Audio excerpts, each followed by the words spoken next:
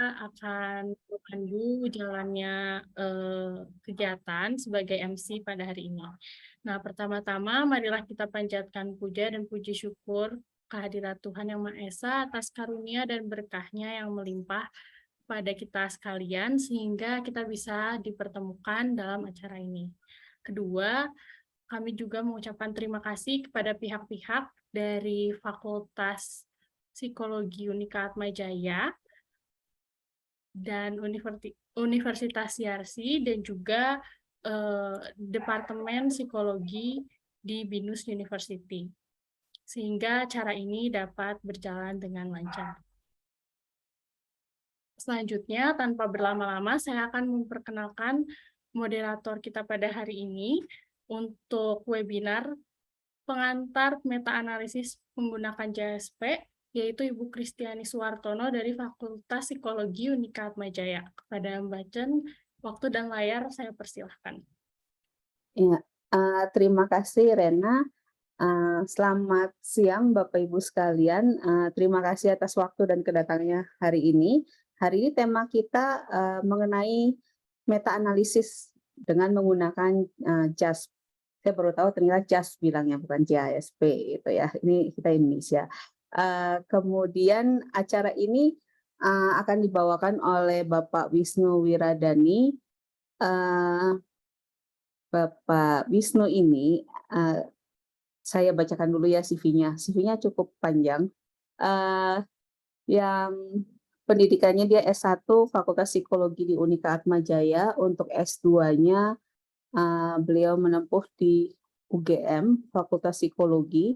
Kemudian melanjutkan dia mendapatkan exchange student ke University of Groningen, Behavior Sciences and Cognitive Neuroscience. Kemudian Doctor of Philosophy juga didapatkan di University of Groningen, Behavior Cognitive Neuroscience. Kemudian beliau memiliki berbagai pengalaman penelitian dan juga mengajar di Bina Nusantara. Ya, ini kalau Bapak Ibu bisa melihat di LinkedIn-nya, beliau mendapatkan honors and awards dari Beasiswa Pendidikan Indonesia, kemudian Erasmus Mundus Lotus 3 Scholar. Dari penelitian-penelitiannya juga sudah banyak ya, dari Jurnal Internasional Education Psychology Review, Social Science Computer Review, Journal of Media Psychology, dan lain sebagainya. Ya, tanpa berlama-lama lagi, saya serahkan layar dan waktunya untuk Pak Wisnu. Silahkan Pak Wisnu. Oke, terima kasih. Saya panggilnya Mbak Chen, ini mantan dosen saya yang sekarang jadi kolega. Saya juga akan mulai berbagi layar ke rekan-rekan semua. Dan sekali lagi mengucapkan selamat siang, katanya karena belum sore, walaupun udah Jumat, saya sih pengen udah cepet pulang. Selamat siang lagi itu kan, salah lagi. Selamat siang Bapak Ibu Bapak sekalian, rekan-rekan yang baik yang dekat maupun yang jauh. Saya Wisnu Wiradani, saya tidak perlu memperkenalkan diri lagi. Terima kasih sudah diperkenalkan tadi. Dan hari ini kita akan, saya berharap sih lebih banyak diskusinya ya tentang meta-analisis menggunakan JSP. Sebelum kita mulai acaranya, biasanya saya akan promosi dulu apa sih acara ini. Acara ini sebenarnya bagian dari kerjasama antar lintas institusi sama-sama psikologi. Ada 3 institusi yang terlibat di sini. Ada yang pertama saya sebutkan biasanya adalah Pak Bagas dari Psikologi Arsi yang menginisiasi kerjasama bertiga ini. Lalu ada Mbak Chen, Bu Kristiani Suwartono dari Psikologi Atmajaya, dan saya sendiri dari Psikologi BINUS. Ngapain kami? Kami membuat acara ini semi rutin, tapi saya harapkan, kami harapkan sebenarnya lebih rutin lagi, setiap bulan setidaknya berbagi dan diskusi mengenai metode dan analisis penelitian psikologi secara ringan dan menyenangkan. Namun tetap semi serius begitu. Dan dalam prosesnya kami berkembang juga.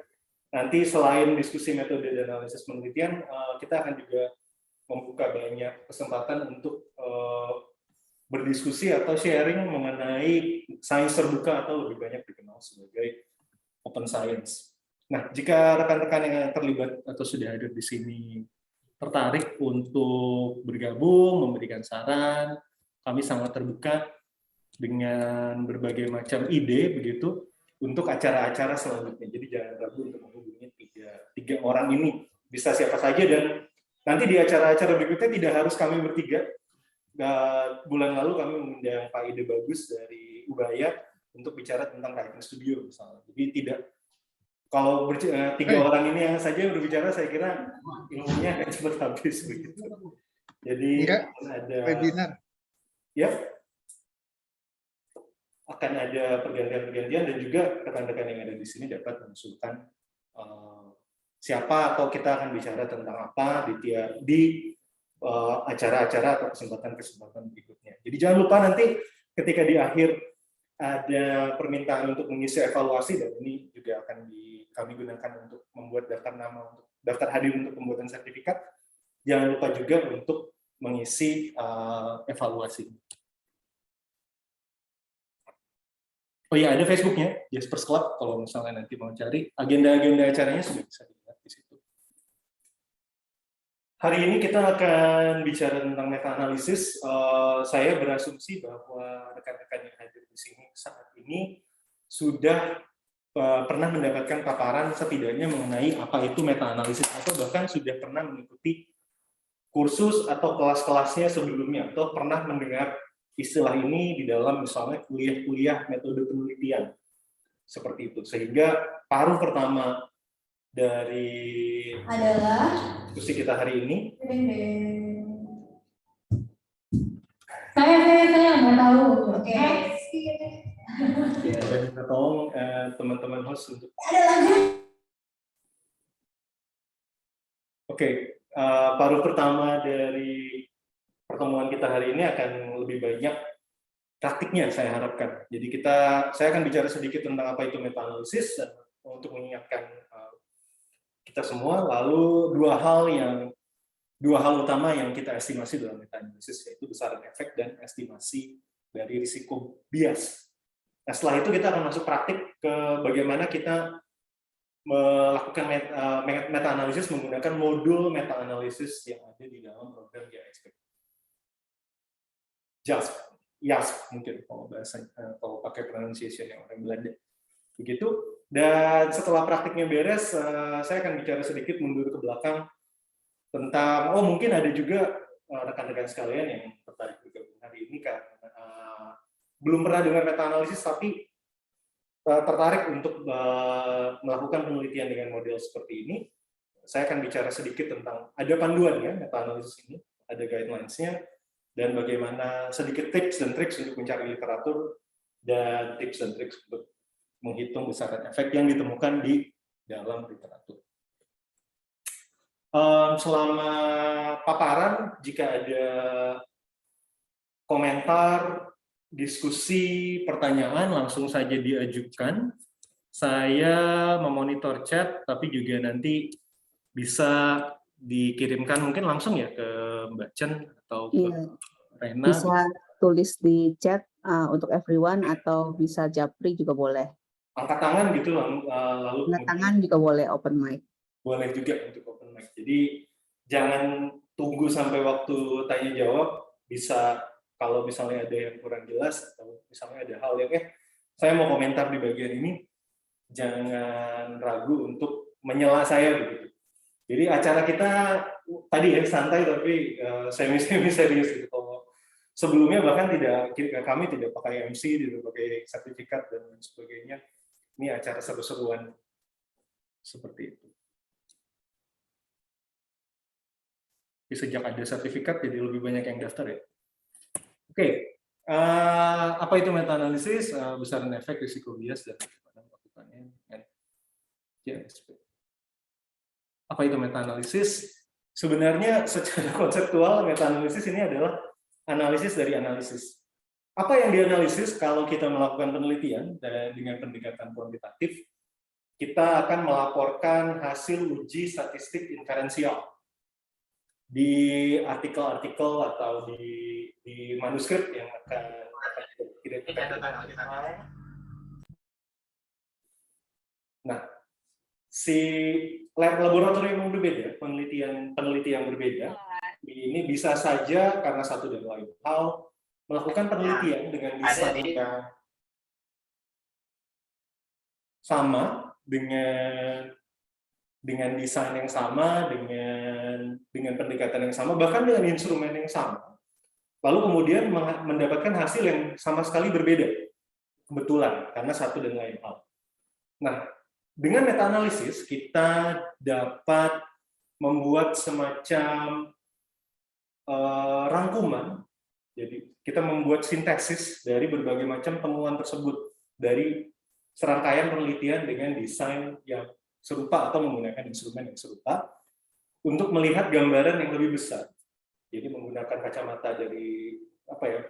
Kalau dalam bahasa Inggris istilahnya bird's eye view, untuk melihat sebenarnya yang benar itu seperti apa sih.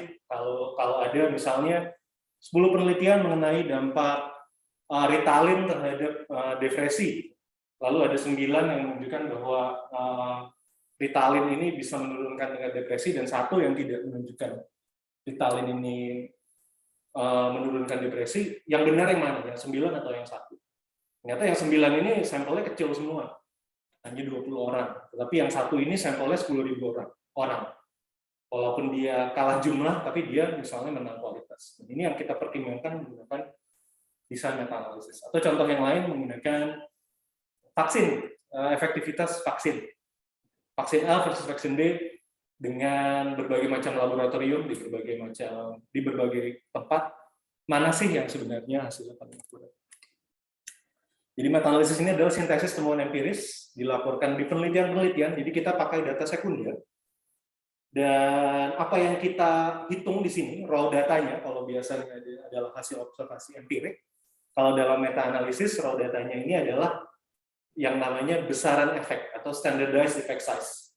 Standardized mean differences misalnya, untuk penelitian dengan analisis uji beda, atau standardized correlation untuk penelitian dengan desain korelasional.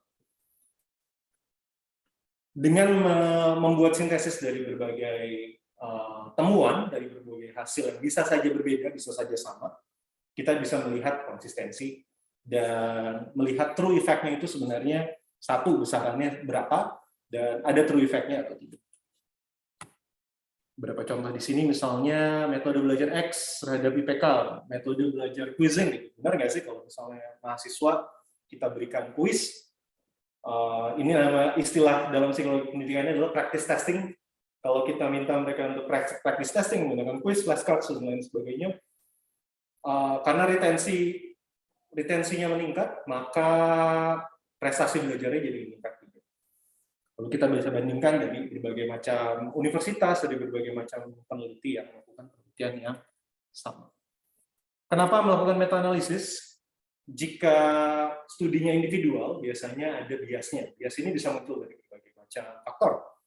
Ada bias karena mungkin sampelnya terlalu kecil, atau sampelnya terlalu convenience. Ini semuanya mahasiswa.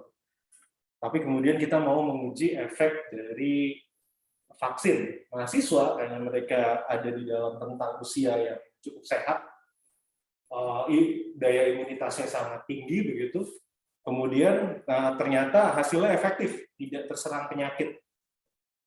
Tapi mereka tidak terserang penyakit bukan karena vaksinnya, tetap melainkan karena imunitasnya memang baik. Ini yang kemudian kita sebut sebagai bias, gitu. Efek statistik yang kelihatannya nyata, tapi ketika kita telusuri lebih lanjut, ternyata disebabkan oleh faktor-faktor yang lain. Kalau dalam eksperimen disebutnya sebagai confounding variable. Sampelnya tidak representatif. Tadi ya, dengan meta-analisis kita dapat gambaran umum mengenai apakah efek yang kita teliti, misalnya tadi efektivitas vaksin, ini konsisten atau tidak, terlepas dari ini diujikannya di Indonesia, di Australia, di Singapura, di Belanda, sebagainya. Untuk teman-teman yang psikolog juga, misalnya teman-teman mengembangkan intervensi psikologis tertentu, intervensi perilaku tertentu untuk gangguan makan, gitu. Ini menggunakan pendekatan CBT misalnya. apakah ini efektif atau tidak. Kalau di klien saya efektif. Saya punya klien 12, tapi teman saya yang punya klien 5, ini menggunakan teknik yang sama, tetapi hasilnya berbeda. Yang mana yang benar? Lalu kita buat, saya menghindari penggunaan kata rata-rata di sini, kita buat sintesis dari antara dua hasil penelitian tadi, untuk lihat mana yang sebenarnya. True effect-nya itu sebenarnya ada di mana. Contoh, efektivitas vaksin untuk mencegah influenza. Nanti di akhir, di si materi presentasi ini saya bagikan juga ke panitia, bisa diakses oleh rekan-rekan yang mengikuti hari ini. Dan juga bisa lihat referensi-referensinya untuk melihat contoh-contoh dari meta-analisis. Efektivitas vaksin untuk mencegah influenza. Efektivitas metode pengajaran tertentu. Apakah menggunakan tadi practice testing atau menggunakan kita minta mahasiswanya untuk baca ulang bahan materi ajarnya. Passive versus active learning.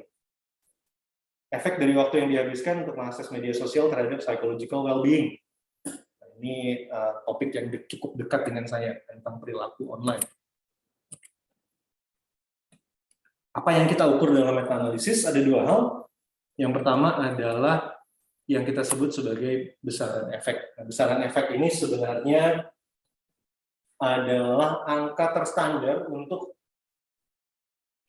hasil pengambilan statistik inferensial jenis apapun. Paling sederhana contohnya adalah t-test. Kalau kita menguji apakah terdapat perbedaan skor antara dua kelompok, kita bisa menggunakan pendekatan t-test. Di t-test kita hitung rata-rata kelompok A, lalu rata-rata kelompok B, lalu dibagi dengan noise levelnya. Noise levelnya ini biasanya diukur dalam standard error di dalam kedua kelompok tersebut. Kalau perbedaan antar kelompok ini lebih besar dibandingkan dengan noise levelnya, dengan perbedaan antar kelompok lebih besar dari perbedaan dalam kelompok, lalu kemudian kita bandingkan angkanya dengan tabel, kita simpulkan bahwa terdapat efek yang nyata. H0 ditolak. Sebenarnya tidak, kalau saya mau nitpicking karena ada Mbak Cencen di sini, sebenarnya ketika kita melakukan statistik inferensial menggunakan pendekatan frekuentis, kita tidak bisa bilang bahwa kita mengkonfirmasi hipotesis alternatif. Yang kita bisa lakukan adalah menolak hipotesis null. Kenapa?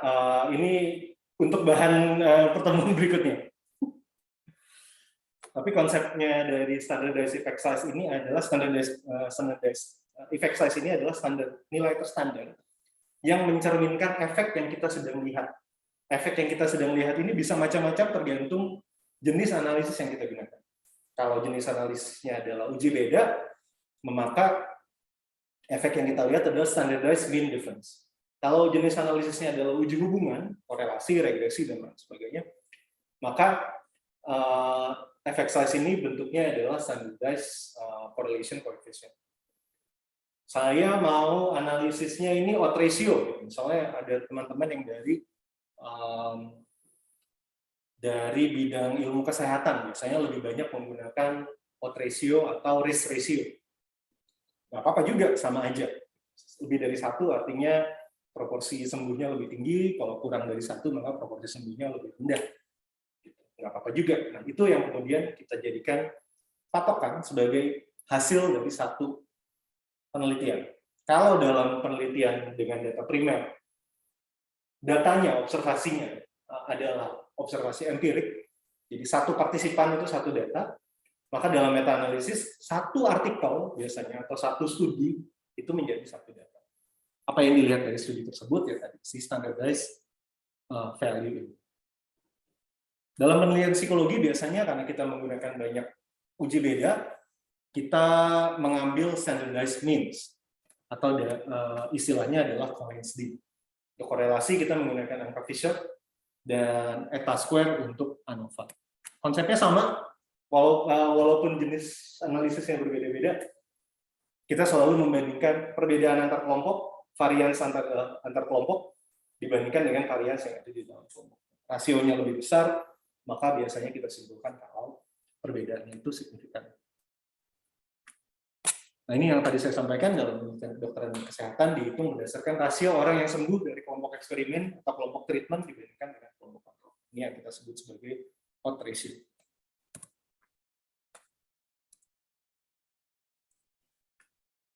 Lalu bagaimana kita membuat sintesisnya? Biasanya kita akan membuat yang namanya forest plot. Jadi untuk mensintesis hasil temuan data sekunder tersebut, kita tidak membuat scatter plot gitu, atau tidak membuat bar graph, tetapi kita membuat forest plot seperti ini. Kenapa? Karena bentuknya jadi seperti hutan. Apa yang kita rangkum di dalam tabel ini? Yang pertama adalah akurasinya, standardized mean-nya. Lebih besar dari 0, lebih kecil dari 0. Ini kita menggunakan contoh di sini korelasi. Apakah korelasinya itu lebih besar dari 0 atau lebih kecil dari 0? Nah, ini dicerminkan dengan si kotak-kotak yang ada di tengah. Nah, tadi seperti saya sampaikan di awal, tiap penelitian ini punya biasnya masing-masing. Nah, bias ini bisa diukur dari misalnya seberapa banyak sih partisipannya. Partisipan yang banyak itu berarti biasnya lebih kecil dibanding dengan partisipan yang sedikit. Nah, ini kita sebut sebagai ukuran presisinya. Jadi karena saya latar belakangnya adalah psikologi kognitif dan eksperimen, biasanya untuk menjelaskan mean, rata dan simbangan baku, saya lebih suka menggunakan istilah akurasi dan presisi. Akurasi itu artinya apakah kita mengukur dengan tepat, apakah ini lebih besar dari 0 atau lebih kecil dari 0, dan presisi ini adalah simpangannya, noise-nya. Apakah kita mengukur secara reliable atau tidak. Kalau sampel kita banyak, pengukuran kita semakin reliable. Jadi di sini data dari Baumgartner misalnya lebih banyak dibandingkan data dari Cardoso-Leiter. Sehingga kita bisa lihat bahwa walaupun dia efeknya untuk Cardoso-Leiter ini, dia mean-nya itu, temuan efek size-nya itu lebih besar dari 0, tetapi tidak signifikan. Karena penelitian ini tidak cukup presisi. Sampelnya terlalu sedikit, misalnya. Dan ini kita bisa lihat dari di sini diukur dalam bentuk confidence interval dengan 95% rentan. Setelah kita plot satu persatu dari tiap hasil penelitian ini, kita bisa menghitung yang namanya model, jadi summary-nya. Nah, summary-nya ini bisa dibuat dalam dua jenis untuk rekan-rekan yang sudah pernah ikut. Misalnya kelas tentang meta-analisis, ada yang namanya fixed effect dan random effect model. Yang membedakan adalah kalau fixed effect model, dia mengasumsikan bahwa semua hasil penelitian ini, desainnya identik, instrumennya identik, sehingga memiliki varians atau rentang presisi yang identik juga.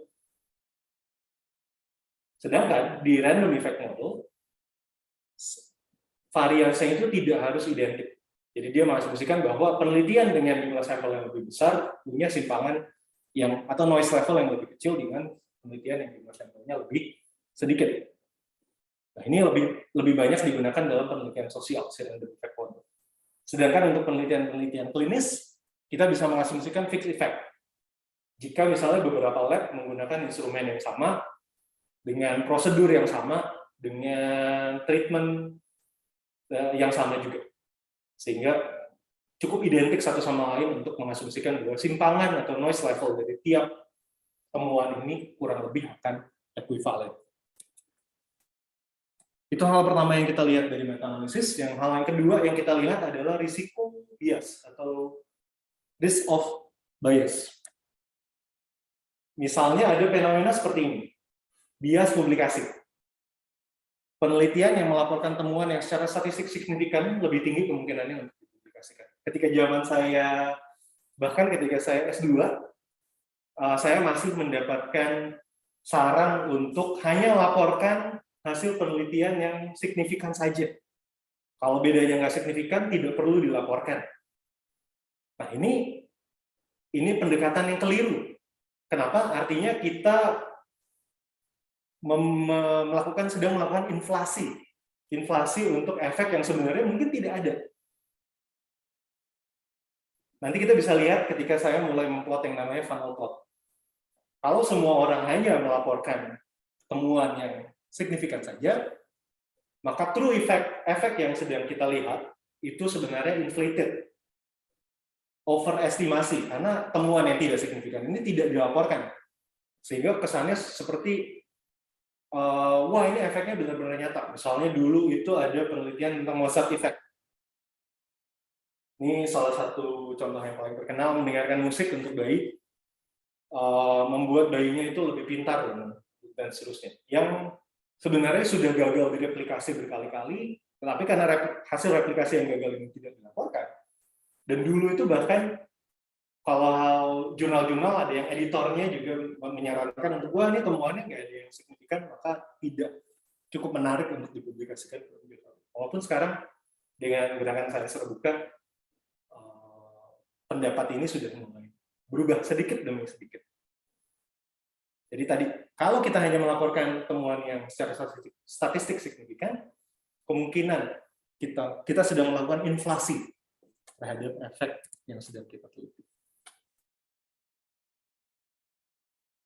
Terkait dengan statistik, kemungkinan untuk mendapatkan temuan yang secara statistik signifikan lebih tinggi jika jumlah sampelnya kecil. Makanya kita juga biasanya menyarankan ke mahasiswa, ambillah sampel yang cukup banyak. Cukup banyak itu berapa? Nah ini nanti jadi topik pembicaraan kita lagi di pertemuan-pertemuan berikutnya. Tapi 30 itu bukan angka yang cukup banyak. 30 itu angka yang cukup banyak untuk uji normalitas saja. Begitu misalnya.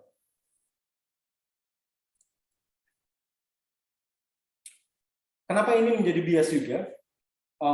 Ada pertimbangan seperti ini. Untuk tiap kali kita melakukan penelitian, tiap kali kita mengambil sampel, kita memerlukan usaha, effort dalam bentuk biaya, waktu, dan lain sebagainya. Secara probabilitas, lebih mudah untuk kita mendapatkan temuan yang signifikan jika kita mengambil 10 data dengan masing-masing 100 partisipan. Jadi karena dari 10 itu, kalau kita lihat error tipe 1 aja, kita set di 95%, seperti ilmu sosial pada umumnya. Alpha levelnya 0,05, P lebih kecil dari 0,05. Dari 10 penelitian yang saya lakukan, setidaknya enggak. Kita kasih contohnya 20 deh, dari 1000 dengan 20 pengambilan data yang masing-masing 50 partisipan. Dari 20 pengambilan data tadi, setidaknya 1 itu kita akan dapat false positive. Efeknya ada, padahal sebenarnya nggak ada. Kenapa? Karena kita set alpha levelnya di 0,05. Dibandingkan dengan kita ambil 1000 partisipan, tapi dalam sekali pengambilan data. Jadi ada fenomena-fenomena seperti ini. Karena tadi kita dikejar-kejar publikasi, publisher perish, kalau tidak signifikan, tidak layak dipublikasikan, lebih mudah untuk ya sudah bikin 5 eksperimen tapi sampelnya kecil-kecil, setidaknya ada kemungkinan 1 lah atau 20 eksperimen dengan sampelnya kecil-kecil, setidaknya 1 itu pasti hasilnya signifikan. Simply karena kita set kriteria untuk error tipe 1 di 0. Bagaimana kita mengestimasi risiko bias? Kita membuat dalam meta-analisis yang namanya funnel plot. Sama yang diukur adalah 2 hal di sini, akurasi dan presisi. Kita plot akurasinya di sumbu X dan plot presisinya atau simpangan bakunya di sumbu Y. Kalau misalnya semua itu baik adanya, oh ya, yang di sumbu Y ini kita balik aksisnya. 0 itu di atas sampai nilai maksimalnya itu di bawah. Sehingga bentuknya nanti akan seperti corong. Penelitian dengan sampel yang sangat besar, kemungkinan dia mendapatkan efeknya itu lebih kecil, estimasi efeknya lebih kecil. Ingat tadi, kalau penelitiannya sampelnya kecil, kemungkinan noise-nya itu semakin besar. Jadi bentuknya seperti segitiga. Jadi penelitian-penelitian dengan temuan-temuan yang dengan sampel yang kecil, dia akan menyebar di bawah, sedangkan penelitian dengan sampel yang besar, dia akan mengerucut di atas, karena simpangan bakunya semakin kecil. Nah, kalau rekan-rekan perhatikan di funnel plot seperti ini, kita bisa lihat ada bagian yang hilang di sebelah kiri bawah. Nah ini tadi efek bias publikasi. Karena hasil yang bertentangan dengan penelitian-penelitian sebelumnya ini tidak dipublikasikan. Nah ini kita bisa periksa juga dengan pendekatan meta-analisis. Begitu untuk secara konseptualnya, kita akan masuk ke dalam latihan. Kita akan menggunakan program JSP. Semoga untuk yang sudah punya programnya, silakan saya akan kirimkan datanya di chat untuk kita main-main dengan analisisnya. Untuk yang belum punya, saya harap tetap bisa mengikuti dengan baik. Tapi sebelum kita masuk ke dalam praktik, apakah sejauh ini ada yang mau ditanyakan dulu, ada yang ingin didiskusikan dulu?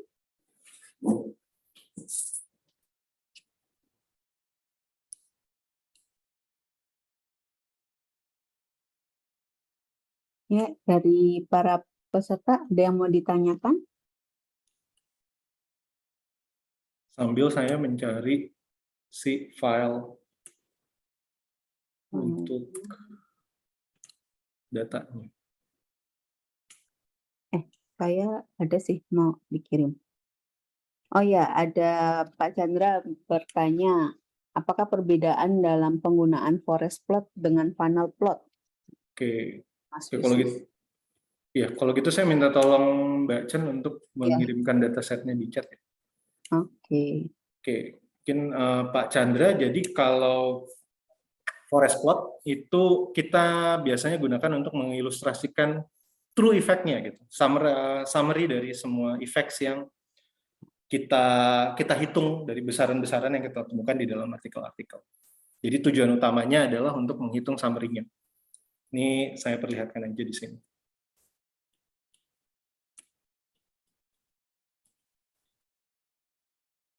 Ini yang paling akhir. Ada si titik yang seperti diamond ini. Ini adalah perhitungan kita untuk summary-nya, untuk seluruh penelitian yang kita plot di atas. Sudah bisa diberangkatkan. Mohon izin Pak Wisnu, boleh berarti nanti dapat free itu berarti itu hasil dari JSP ya, otomatis akan dihitungkan. Oh iya, kalau untuk plotnya nanti saya bisa kasih lihat kalau di JSP sudah otomatis akan diperlihatkan. Sedangkan kalau funnel plot itu dia lebih banyak digunakan untuk menghitung estimasi risiko biasnya. Nanti saya akan bahas juga beberapa poin seperti heterogenitas. Kita bisa cek apakah ini heterogen atau enggak. Jangan-jangan terlalu heterogen. Sehingga kita bisa buat dalam 2 meta-analisis yang berbeda. Misalnya modelnya mengusulkan bahwa yang kamu sedang summarize ini ternyata terlalu heterogen. Bisa karena ada moderatornya, atau bisa karena memang simply desainnya terlalu berbeda, sehingga lebih baik kalau kita buat beberapa meta-analisis yang berbeda. Begitu Pak Chandra? Ya, baik, terima kasih Pak Wisnu. Oke, sekarang kita kalau gitu kita akan sharing ke JSP. Nah, buat rekan-rekan yang sudah memiliki JSP bisa mengikuti langkah-langkah yang akan saya lakukan di layar begitu. Nah, saya juga sekaligus menginformasikan kalau sebentar. Jadi bingung sendiri. Menginformasikan beberapa hal mengenai si praktik ini. Oke. Share screen.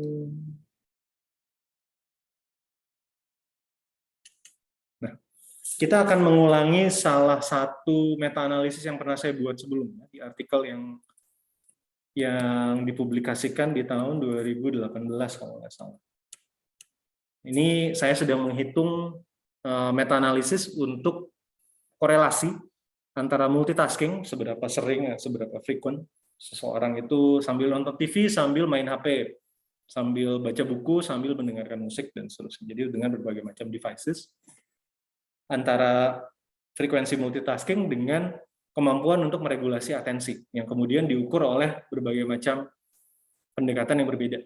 Ada yang menggunakan kuesioner yang berbasis DSM, ada yang menggunakan brief, ini behavior rating of executive function, ada yang menggunakan cognitive failure questionnaire, ada yang menggunakan attention lapses, MAS, ada yang menggunakan questionnaire mind wandering, dan seterusnya. Tapi mereka dapat di pool. Nah, ini kita yang tentukan sebagai peneliti. Sebenarnya dari pengukuran-pengukuran yang berbeda ini, mereka sedang mengukur konstruk apa sih? Di sini saya simpulkan bersama dengan kolega saya, konstruknya adalah inattention. Sehingga saya bisa berargumen bahwa semua hal yang diukur ini, walaupun namanya berbeda-beda, ini bisa kita padukan dalam satu meta-analisis. Nah, ini hipotesisnya. Partisipan dengan kebiasaan multitasking cenderung memiliki skor regulasi atensi yang rendah. Nah, rendah ini karena tadi namanya pengukurannya adalah cognitive failure dan sebagainya. Makin tinggi skornya, makin rendah atensinya. Nah, kita akan mencoba melakukan analisis ini menggunakan program JSP. Apakah nanti ketemu hasilnya akan sama atau enggak? Saya udah cek sih hasilnya sama untungnya.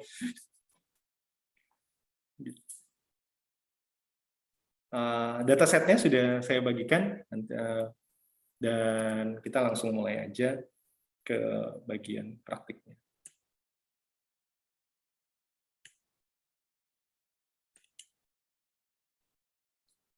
Nah, seperti biasa dalam JSP kita dapat membuka tadi si data dalam bentuk CSV. CSV ini comma separated values. Jadi bisa saja data yang saya berikan tadi yang dibagikan oleh Mbak Chen dibuka oleh rekan-rekan, jadinya di Excel gitu, jadinya semuanya di dalam satu kolom yang sama, tidak perlu khawatir. Itu bisa saja terjadi karena setting titik dan koma di Windows masing-masing, di operating system masing-masing. Tapi begitu di load di JSP harusnya sih tampilannya akan seperti ini. Jadi tiap kolom ada kolom nomor, ada kolom nama ini adalah nama, biasanya kita masukkan nama first author-nya. Jadi kalau ada beberapa first author ada beberapa studi tapi di tahun yang sama, kita bedakan dengan ABCDE dan seterusnya. Tahun berapa dipublikasikannya, lalu jumlah sampelnya di dalam penelitian tersebut, dan di sini ada Z-score. Nah, Z-score ini bukan standardized Z, tetapi ini adalah Fisher scores yang dihitung sebagai log dari korelasi dibagi dengan 1 minus log dari korelasi, begitu. Jadi Pearson itu sudah standar sebenarnya, tapi perlu di-standardize lagi. Angkanya ini tidak terlalu berbeda dari apa yang kita dapatkan dari Pearson. Kita terus bisa juga mengestimasi variansinya berdasarkan dari semua Z yang kita kumpulkan ini, sum of square-nya dibagi dengan jumlah sampel. Sama dengan perhitungan raw data yang biasa. Cuman yang membedakan di sini adalah data yang kita hitung di sini bukan hasil temuan empiris, tetapi hasil reports dari artikel. Mas Wisnu, Ya. Sorry motong sebelumnya. Ini kalau Z-nya kita perolehnya harus hitung sendiri ya? Nah, itu yang nanti akan saya share juga di bagian akhir. Kadang-kadang peneliti itu tidak cukup rajin untuk melaporkan standardized effect size. Jadi nggak semua itu melaporkan Cohen's d, nggak semua melaporkan eta square dan lain sebagainya. Tapi kita biasanya bisa menghitung berdasarkan matriks yang umum dilaporkan seperti T-score, F-score, R-score dan seterusnya. Ini perlu dihitung, ada formulanya, dan bahkan nanti saya bisa kasih lihat website tempat teman-teman bisa memasukkan angkanya. Ini desainnya apa? Untuk desain yang umum semuanya ada di situ. Tinggal masukin angka T-nya gitu, lalu sampel untuk tiap kelompok itu berapa, nanti akan keluar misalnya Cohen's d-nya berapa.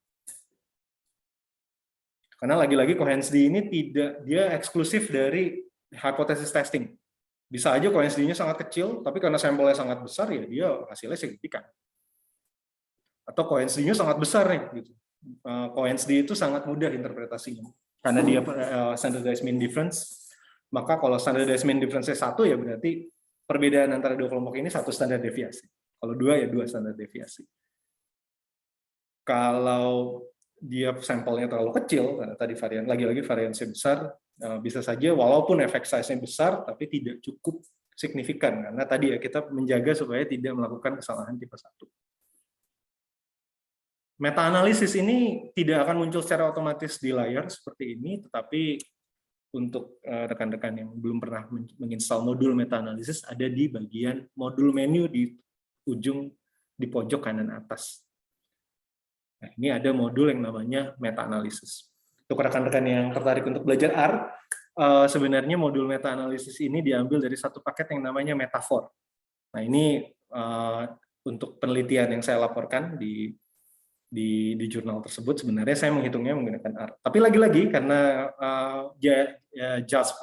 JASP ini adalah antarmuka untuk R, angkanya akan sama. Yang membedakan adalah zaman saya, ketika saya membuat artikel itu, di JASP belum ada modul meta-analisis. Sekarang jadinya jauh lebih praktis. Begitu akan keluar modul meta-analisis di atas. Nah, kita akan menggunakan pendekatan yang klasikal, meta-analisis. Data yang dibutuhkan tadi, kita butuh efek size-nya, parameter yang kita input adalah efek size-nya, lalu ada standard error-nya, dan juga kita mau pakai metode apa. Nah, ini kita tentukan di sini mau fix atau random effect. Ini dua branching utamanya.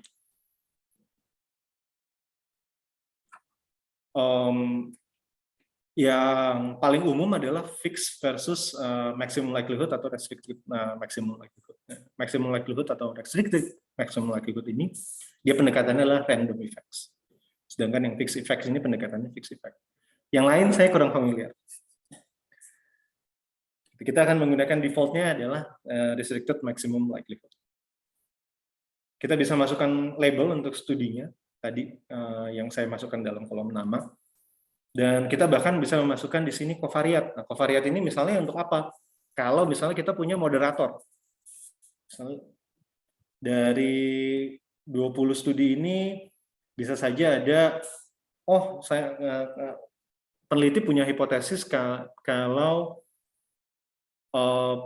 misalnya nih, dalam 20 studi ini, yang 10 itu pakai pendekatan self-report, sedangkan yang 10 itu menggunakan pendekatan assessment, test. Kita bisa mengasumsikan kalau yang tes itu skornya akan jauh lebih kecil dibandingkan dengan yang self-report. Dan itu kita gunakan sebagai moderator. Itu kita bisa masukkan di dalam kolom covariance. Atau faktor. Hampir keliru, sorry. Jadi ada dua kolom di sini, sama seperti tes ANOVA. Covariat ini adalah, ya konsepnya sama, kalau covariat ini sesuatu yang mau kita kontrol, factors itu sesuatu yang mau kita prediksi. Jadi bisa kalau moderator ya masukkan ke dalam factors. Dia sebagai prediktor. Tapi kalau itu sesuatu yang misalnya gender atau tingkat pendidikan yang kita mau kontrol karena kita mau keluarkan efeknya dari hasil perhitungan, kita masukkan ke dalam variance.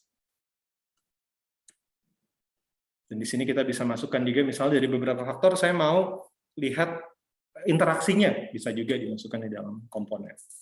Tapi biasanya meta-analisis kita buat sesederhana mungkin. Dan statistiknya kita bisa minta tadi forest dan funnel plot. Dan juga untuk misalnya uji diagnostiknya. Yang salah satu yang saya akan perlihatkan untuk bias tadi adalah yang namanya trim field analysis. Oke, kita mulai. Jadi kita sudah tahu estimasi effect size-nya di dalam kolom Z. Ini lagi-lagi bukan sesuatu yang otomatis akan keluar di situ. Ini dataset yang kita buat secara manual berdasarkan dari temuan. Ini satu paper, ini satu paper, ini satu paper, satu paper, Duff ini satu paper, Baumgartner lagi satu paper, dan seterusnya. Jadi ini dari beberapa paper. Tapi bisa saja satu paper itu dia melaporkan beberapa studi. Yang Baumgartner ini dia studinya longitudinal. Sehingga kita punya data dari tahun pertama, tahun kedua, dan seterusnya. Lalu untuk 3 jenis pengukuran yang berbeda. Makanya ada 1A, 1B, dan 1C. Sama dengan Duff ini. dia longitudinal, dia dua eksperimen yang berbeda, tapi dalam satu paper yang sama. Seperti itu. Nah, ini bisa saja yang biasanya dilaporkan hanya Pearson R, sehingga saya harus hitung dulu Fisher score-nya. Nanti saya akan tunjukkan di akhir bagaimana saya menghitung. Ada formulanya. Di paper juga ada formulanya. Jadi di akhir, mungkin sebaiknya saya juga share papernya kali ya. Share papernya di referensi.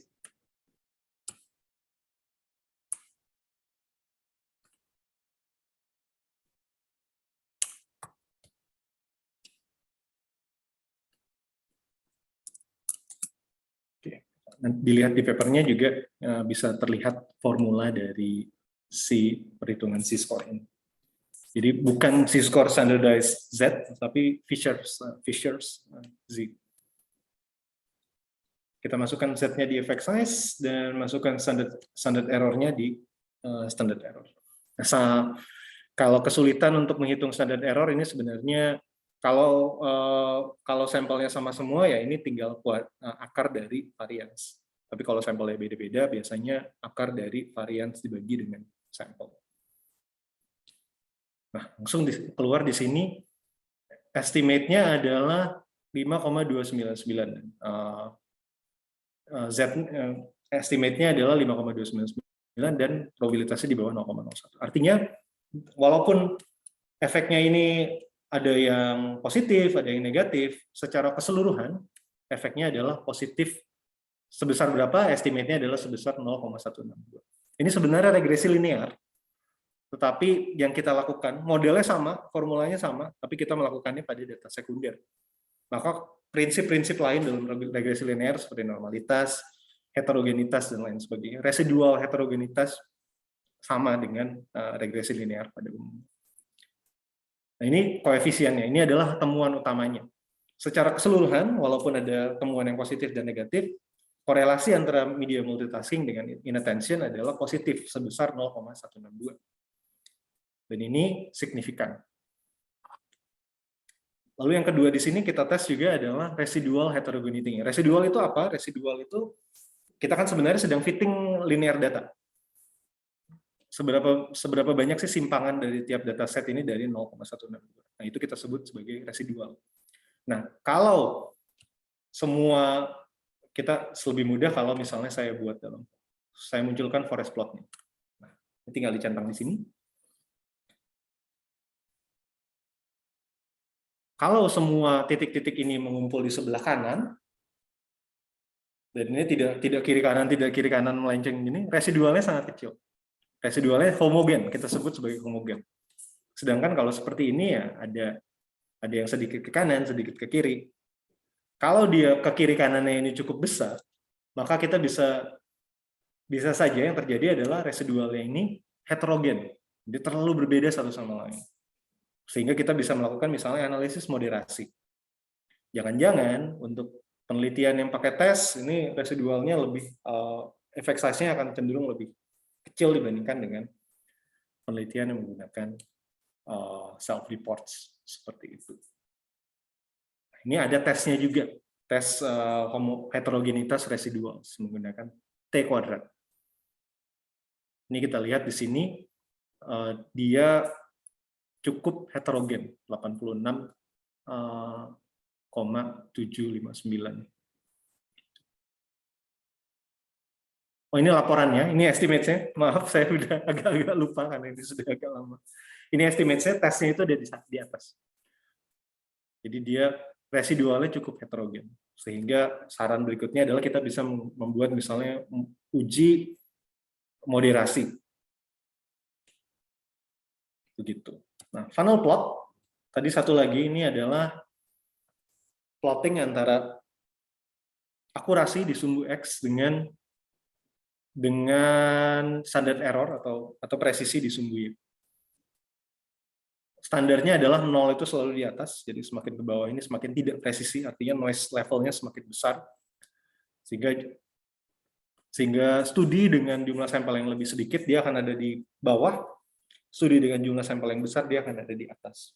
Nah, Sekarang kita bisa lihat kenapa heterogen. Kita bisa lihat bahwa ada studi yang sampelnya cukup tinggi, cukup besar, tetapi hasilnya negatif. Sedangkan studi yang lain dengan sampel yang cukup besar juga hasilnya positif. Ini saling bertentangan satu sama lain. Gitu. Tetapi di sini saya tidak melihat risiko bias seperti di plot yang saya tunjukkan sebelumnya. Kalau ada risiko biasnya, kita bisa membuat, misalnya plotnya titik-titiknya ini semuanya kebanyakan ngumpulnya di kanan nih. Ini yang sering kali terjadi karena orang lebih banyak melaporkan hasil yang positif. Yang di kiri kosong seperti tadi di plot yang saya tunjukkan. Kita bisa buat yang namanya trim fill analysis. Kalau diperlukan, dia akan memperbaiki funnel plotnya. Dan di sini tidak terjadi perbaikan apa-apa karena memang tidak ada risiko bias. Tapi kalau ada risiko biasnya, dia akan menambahkan plot-plotnya di sisi yang kosong dan menghitung ulang si standardized effect size-nya untuk summary-nya. Bisa saja yang kemudian terjadi biasanya adalah kalau dia positif, dia akan cenderung lebih mendekat ke 0. Sama dengan kalau dia negatif, ya dia cenderung akan lebih mendekat ke 0. Karena si trim dan fill ini dia mengasumsikan bahwa ini ada bagian funnel plot yang kosong, saya akan isi di situ untuk menyeimbangkan biasnya. Kalau biasnya sudah diseimbangkan, apakah efek size ini cenderung akan lebih mendekat ke 0. Atau bahkan sama sekali 0, gitu. Jadinya tidak signifikan si hasil penelitian yang saya temukan. Oh, ini hasil trim fill ternyata di bawah. Jadi tidak ada tambahan si titik-titik yang baru. Kalau misalnya ditemukan adanya bias, dia akan menambahkan titik. Misalnya 2 titik ini akan pindah di sebelah sini, mirroring. Ini sama QQ plot residual versus standardized sama dengan yang kita lakukan pada linear regression. Yang bedakan di sini adalah datanya ini bukan data mentah, melainkan dari effect sizes. Untuk praktik JSP-nya sebenarnya sampai sini aja, tidak banyak. Jadi melakukan meta-analisis sebenarnya kalau kita sudah dapat datanya cukup mudah. Yang sulit nanti setelah ini paparannya, paruh keduanya saya akan lebih banyak bicara tentang bagaimana mencari artikelnya, lalu mengikuti prosedur untuk seleksi artikelnya, dan juga untuk menghitung effect size, walaupun tiap orang itu akan melaporkan hal yang berbeda-beda. Nah, untuk praktik JSP-nya dulu, apakah sudah cukup tergambar gitu proses meta-analisis atau ada pertanyaan dulu? Oke, ya Bapak Ibu silahkan bila ada yang mau bertanya.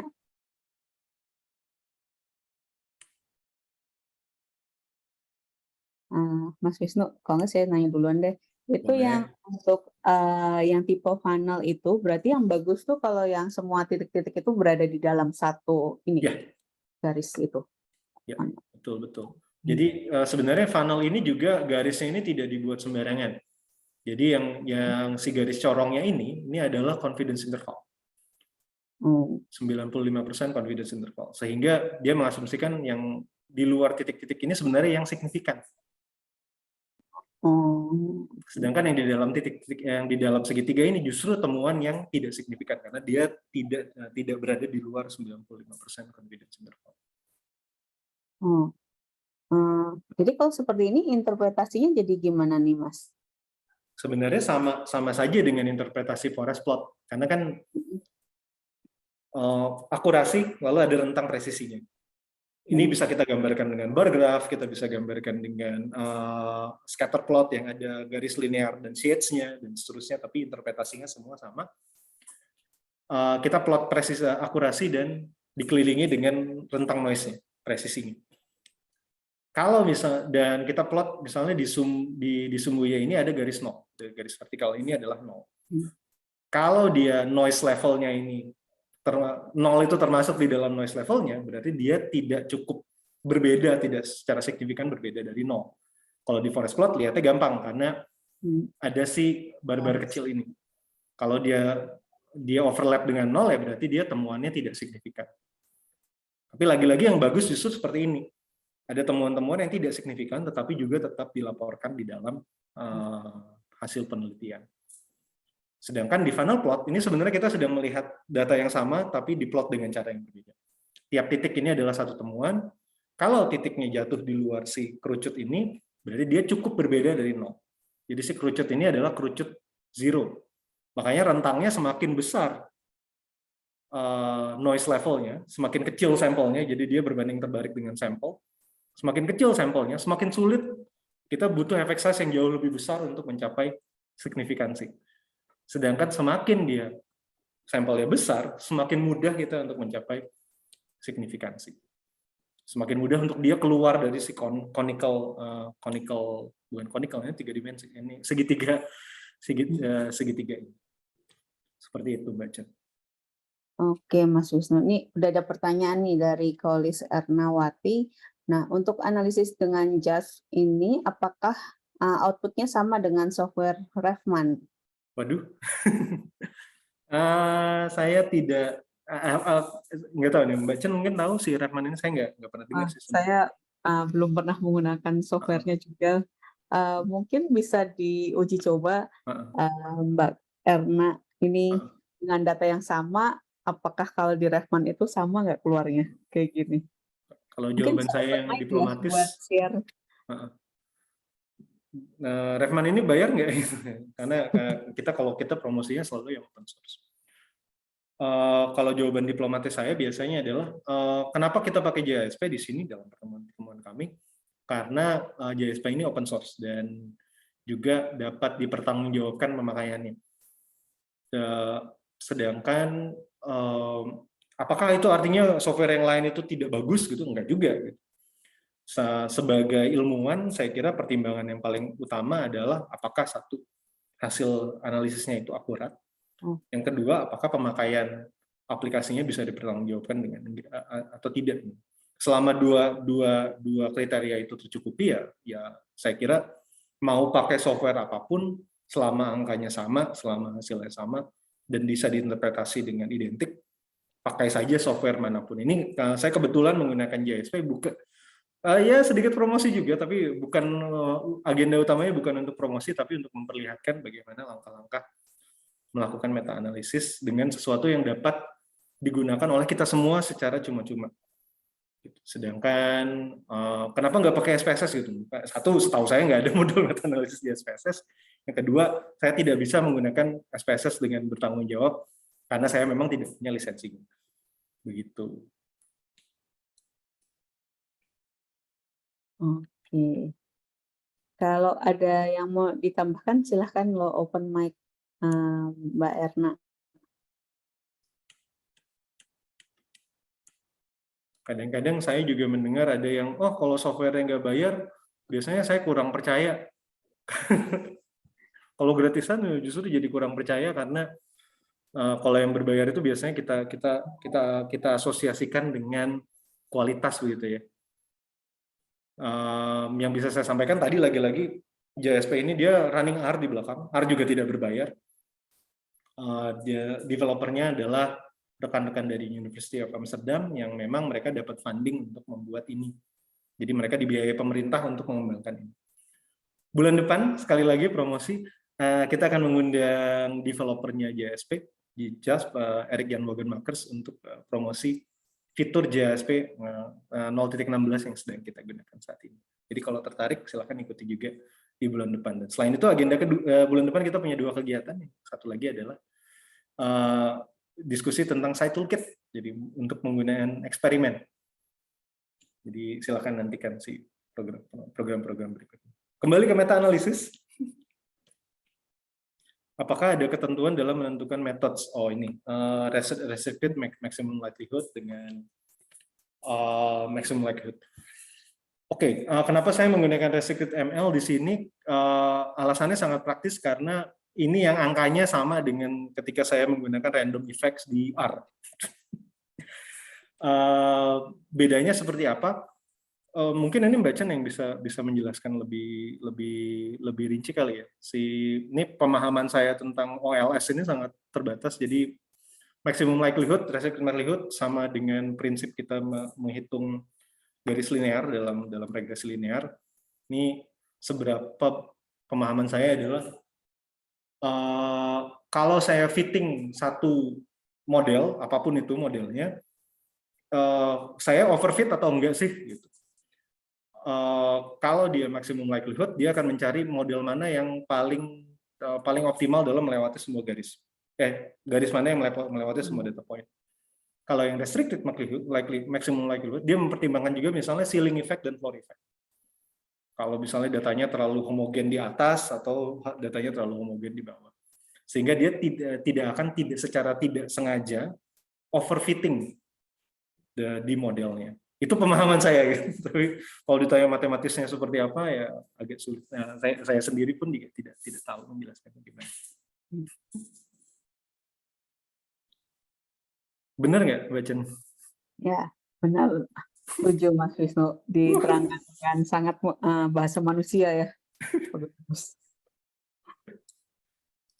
Oke, ada lagi?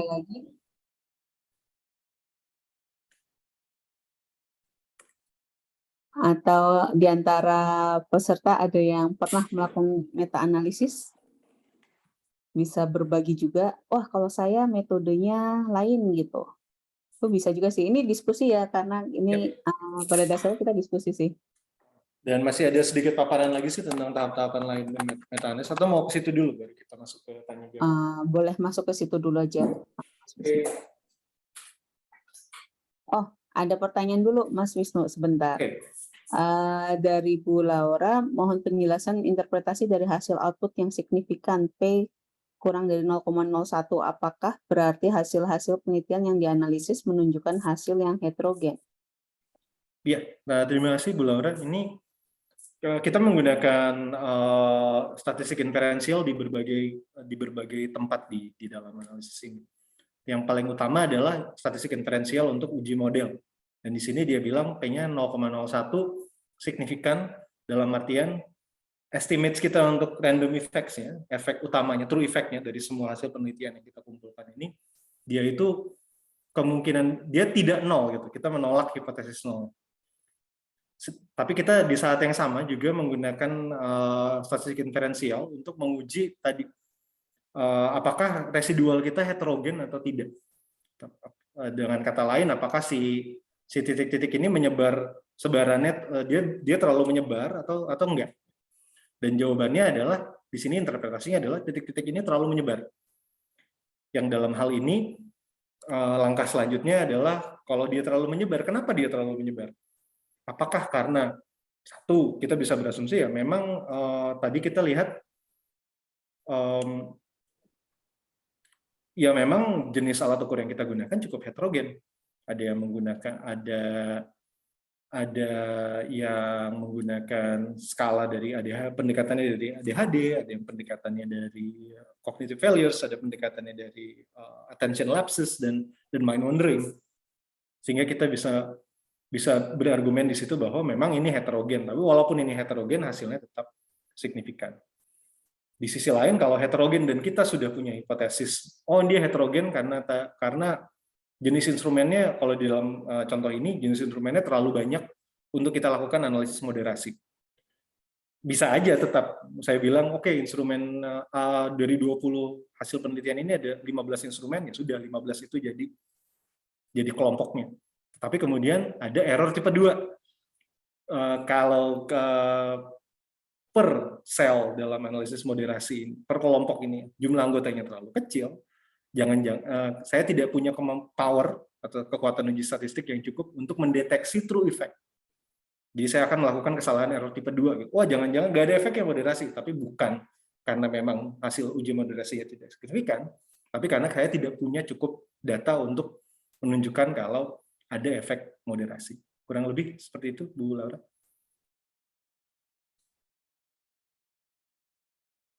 Ya. Oke, terima kasih Mas. Tunggu, satu pertanyaan lagi. Apakah penelitian meta-analisis ini ada minimum berapa hasil penelitian? Lalu untuk hasil penelitian yang berbeda, P lebih kecil daripada 0,01 dan P lebih kecil daripada 0,05, dapat dilakukan meta-analisis secara bersamaan? Oke, saya jawab pertanyaan yang kedua dulu karena lebih mudah.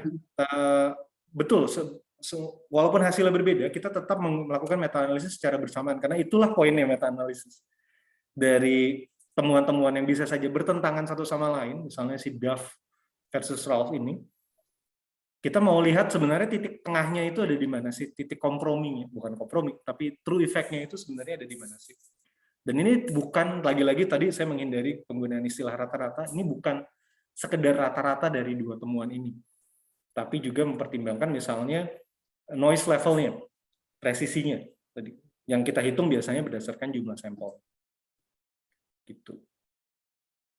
Nah, untuk pertanyaan yang pertama, apakah ada jumlah minimalnya? Secara umum di panduannya sebenarnya setidaknya 2. Kalau kita punya 2, ya kita bisa melakukan meta-analisis. Nah, pendekatan yang saya gunakan di artikel yang saya gunakan sebagai contoh hari ini adalah mini meta-analysis. Jadi sebenarnya topik yang saya mau lihat adalah media multitasking dengan self-reports yang manapun. Tapi self-report itu kan banyak konstruknya. Ada attention lapses, ada memory lapses, ada yang meneliti antara self-report dengan ADHD, dan seterusnya. Sehingga ini saya kelompokkan menjadi sekumpulan meta-analisis. Makanya istilahnya adalah mini meta-analysis. Seperti itu. Jadi, dan di mini meta-analisis ini prinsipnya ya, kalau ada 2 setidaknya kita bisa melakukan meta-analisis. Seperti itu. Oke, ya, terima kasih jawabannya, Mas. Sudah jelas. Oke, terima kasih juga atas pertanyaannya. Ini berarti saya kembali ke paparan dulu atau gimana, Mbak? Boleh kembali ke paparan dulu aja. Ya, berdiri lagi biar nggak bosan. Dan oke. Nah, ini tadi praktiknya jadi seperti yang saya tunjukkan tadi di JSP, cukup sederhana. Kita membuat forest plot dan juga membuat fun plot. Nah, untuk sekarang bagian paparan yang kedua ini sebenarnya lebih banyak untuk rekan-rekan yang oke, saya tertarik nih melakukan meta-analisis, kayaknya seru juga. Tapi saya belum punya pengalaman sebelumnya. Saya mesti start dari mana ya? Pertama, start dari panduan meta-analisis, namanya PRISMA, Preferred Report apa gitu, for meta-analysis, namanya meta-analysis. Ada kepanjangannya. Preferred Reporting Items for Systematic Reviews and Meta-analysis. Nah, ini panduan yang bisa digunakan baik untuk kajian literatur ilmiah sistematis, systematic literature review, ataupun meta-analysis. Jadi dia lebih banyak berfokus ke seleksi, kriteria seleksi dari artikel-artikel yang akan kita include, akan kita pertimbangkan sebagai bagian meta-analisis atau tidak kita pertimbangkan sebagai bagian dari meta-analisis. Ada tabelnya untuk mempermudah gitu. Apa sih, ada checklistnya gitu. Jadi apa sih yang harus ada di situ? Pengukuran statistiknya, statistik reportnya lengkap atau tidak? Hipotesisnya ditulis atau enggak? Jangan-jangan dia sangat eksploratif bahkan enggak hipotesisnya. Ada protokolnya enggak? Ada preregistrasinya enggak? Dan seterusnya. Apalagi untuk uji-uji yang klinis. Dan ini tabelnya berlanjut. Bisa lihat sendiri di artikel. Nah, untuk menentukan cakupan meta-analisis, kita menggunakan prinsip PICOS. Participants, Interventions, Comparisons, Outcomes, and Study Design. Jadi ini yang harus kita pertimbangkan limitasinya itu sampai mana. Saya mau menggunakan meta-analisis, melakukan meta-analisis tentang metode belajar efektif, kurang spesifik. Gitu. Metode belajar ada macam-macam. Oke, comparison-nya adalah metode belajar yang quizzing. Outcomes-nya apa? Ada macam-macam juga, prestasi belajar, ada nilai ujian, ada inteligensi, dan lain sebagainya. Saya mau fokus di retensi belajar. Dan ada partisipansi. Kita batasi juga. Misalnya saya mau di sini hanya fokus di mahasiswa saja. Sehingga ketika kita membuat meta-analisis ini tidak terlalu luas, terlalu kemana-mana gitu. Saya mau menguji efektivitas vaksin apa di partisipan yang mana, terus kriteria outcomes-nya apa, apakah kesembuhan, apakah risiko terjangkit penyakit, risiko masuk rumah sakit, dan sebagainya. Jadi diperhatikan ini kalau di kualitatif ini prinsip STAR, harus sespesifik mungkin, ada task-nya, action-nya, dan results. Jadi di sini Lalu kemudian kita breakdown lagi, desainnya eksperimental, faktorial, dengan intervensinya yang 2 kelompok saja. Jadi yang kelas A dapat metode quizzing, yang kelas B itu yang tidak menggunakan metode quizzing. Outcomes-nya adalah ujian hasil semester akhir semester. Di sisi lain, walaupun saya bilang PIKOS gitu, harus spesifik mungkin. Tapi kemudian yang terjadi ketika kita mulai membaca artikel-artikelnya, ini ada nih yang di mahasiswa, tapi desainnya pakai 3 kelompok. Boleh nggak saya masukin? Atau, wah saya ketemu nih yang quizzing 2 kelompok, tapi ini pada anak SD. Boleh saya masukin atau enggak? Nah ini lagi-lagi balik ke penelitinya. Cakupannya mau seberapa luas? Apakah dari PIKOS ini, di salah satu kriterianya ini ada yang dibuat lebih fleksibel, atau lebih malleable dibandingkan yang lain. Ini kemudian nanti mengarahnya adalah ke kesimpulannya. Seberapa umum kesimpulan yang bisa kita tarik? Apakah cukup spesifik atau misalnya bisa sangat umum karena kita juga membandingkan berbagai kriteria partisipan. Ini saya lihat di chat ada pertanyaan. Bukan, ada kiriman file. Oh, dari Mbak Vika ini. Jadi ini Prisma. Oh, dan sudah diupdate. Jadi yang dulu saya gunakan itu adalah panduan 2009, sekarang sudah ada panduan yang tahun 2020. Berapa gitu? Jadi silakan. Ini 2020. 2020. Thank you Mbak Vika. Bagaimana mencari literatur? Gunakan database. Nah ini sering kalau yang lagi sekolah, terutama di universitas-universitas yang punya akses database yang cukup royal gitu, gampang. Masuk ke EBSCO, masuk ke ProQuest, masuk ke PsycInfo, Scopus dan lain sebagainya. Cukup mudah untuk mencari literatur. Di pendidikan database-nya adalah ERIC, Psikologi, PsycInfo, dan Medline, dan ini saya baru tahu belakangan, Medline dan satu lagi apa sih yang kedokteran itu? Medline, tapi yang pasti Medline itu gratis, jadi bisa diakses siapa saja. Database-nya, artikelnya tidak. Tapi kalau kita bisa mau melakukan misalnya bibliometric analysis, kita bisa masuk ke mencari entry dan ambil metadata-nya secara cuma-cuma. Gunakan Boolean phrases and or not. Misalnya quiz and highlight and GPA or performance or retention. Ini akan membuat hasil yang lebih spesifik dari pencarian. Alternatifnya adalah menggunakan, kalau misalnya institusi saya tidak punya akses ke database literatur ilmiah, gimana dong? Alternatifnya pakai Google Scholar. Tapi artinya di sini kita yang harus membatasi, karena Google Scholar ini tidak, kalau dia bilang kita masukkan kata kuncinya, dia akan mengeluarkan 100.000 gitu artikel. Ya mungkin satu-satu bahkan kita lihat. Jadi kita harus batasi mungkin 20 halaman pertama katakanlah. Dan di Google Scholar ini setelah saya periksa ternyata tidak ada beberapa fitur Boolean juga. Jadi kita bisa membatasi pencarian. Misalnya dari tahunnya juga. Setelah itu kita bisa menentukan kriteria eligibilitas. Jadi artikel mana yang kita pertimbangkan, kita screening, kita pertimbangkan untuk baca abstraknya atau tidak. Misalnya dari judulnya saja. Ada duplicates atau tidak? Kalau misalnya dari beberapa databases. Dan kalau sudah eligible, baru kita lihat satu-satu dan periksa kembali apakah informasinya cukup untuk kita lakukan meta-analisis atau justru tidak cukup sehingga tidak bisa kita masukkan ke dalam meta-analisis. Ini yang saya lakukan di penelitian yang baru saja kita coba. Jadi di awal itu saya ketemu dari database 130 artikel, dan dari DOAJ ini database untuk open source, ini ada 68 artikel. Tapi duplikat, sehingga totalnya itu hanya 158. Dan dari 158 itu, setelah saya screening ini hanya 43 yang ternyata relevan untuk meta-analisis.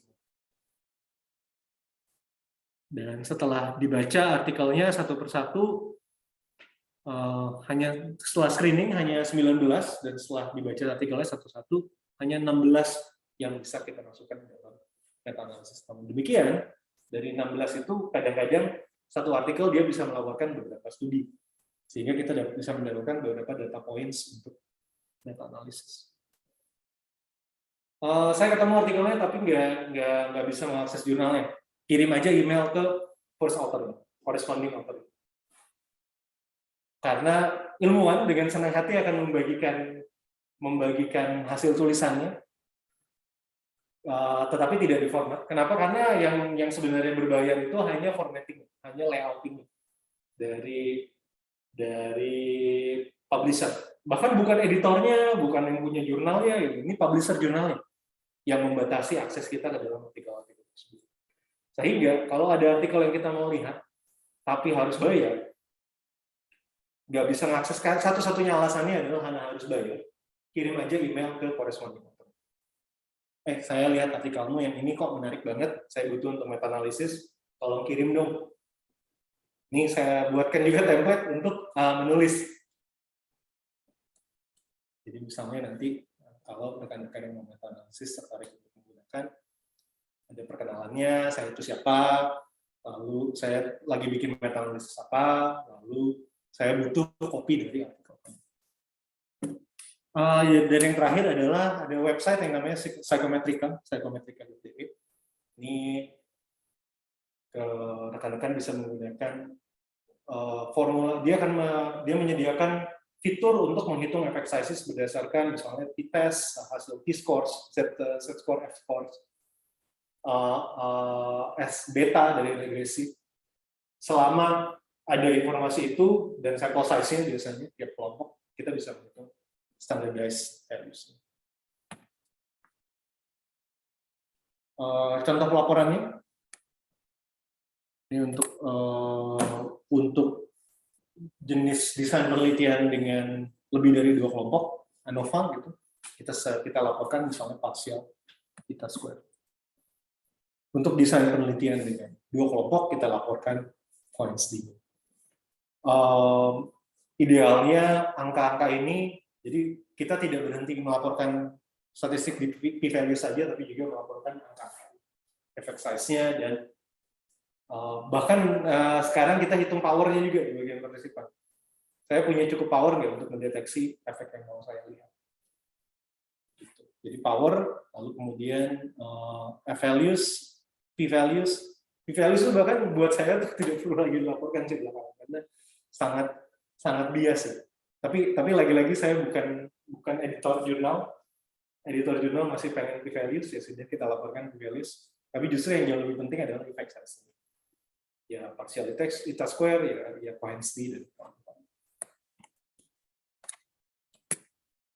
Rangkuman kegiatan kita hari ini, meta-analisis, metode untuk mensintesis temuan empiris. Jadi kita menggunakan data sekunder. Pendekatannya adalah kuantitatif. Kita butuh 2 data points di sini, kuantifikasi akurasi dari standardized differences-nya dan juga simpangannya, noise level-nya. Nah, ini kita bisa hitung kalau sudah masuk semua si akurasinya. Ini saya sebut sebagai presisi. Panduannya menggunakan Prisma, dan analisisnya sekarang bisa menggunakan program JSP. Dan tadi seperti saya perlihatkan, dulu analisisnya saya menggunakan R, lagi-lagi kan R itu ya hanya JSP ini ya hanya antarmuka untuk R, hasil temuannya juga sama. Referensi jadi untuk paper-paper yang tadi saya buat sebagai gunakan untuk ilustrasi bisa dilihat di sini. Dan ini website yang dari tadi Mbak Chen, Mbak Vika juga share di chat. Begitu. Terima kasih atas perhatian di siang, sekarang udah sore. Ya, sekarang udah sudah, Mas. Dan saya buka kesempatannya untuk diskusi. Ya, terima kasih atas sharingnya Mas Wisnu, menambah pengetahuan dan memperluas pengetahuan kami semua. Bapak Ibu, silakan ada yang mau ditanyakan lebih lanjut untuk bagian keduanya.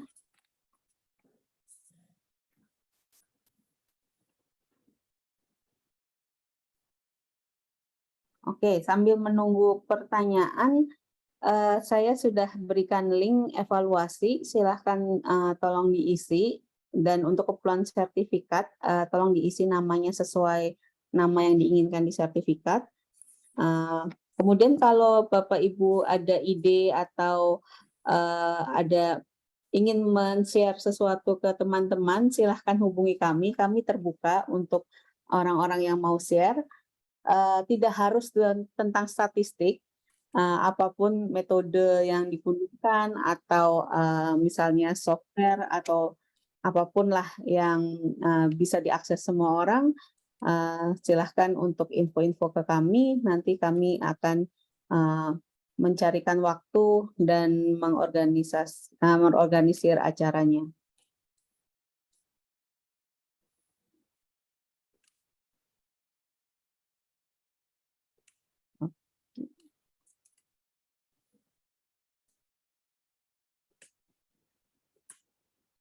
Apakah ada pertanyaan? Saya lihat ada teman-teman dari Widi. Sekarang saya panggilnya harus Mas ya. Mas Widi. Silakan Mas Iya. Widi. Baik, Mas Wisnu, saya ada 2 pertanyaan. Pertama, saat tadi bagian yang ada bagan di mana Mas Wisnu ada screening jurnal, dari sekian terus makin berkurang begitu. Mungkin boleh dilihatkan lagi nggak Mas Wisnu PPT-nya yang tadi? Oke.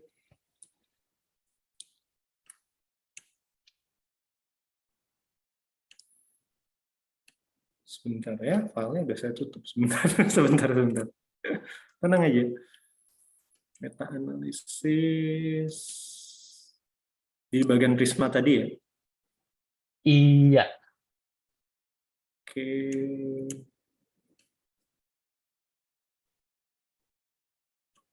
Nah ini saya share gini aja deh ya, biar nanti bolak-baliknya lebih gampang.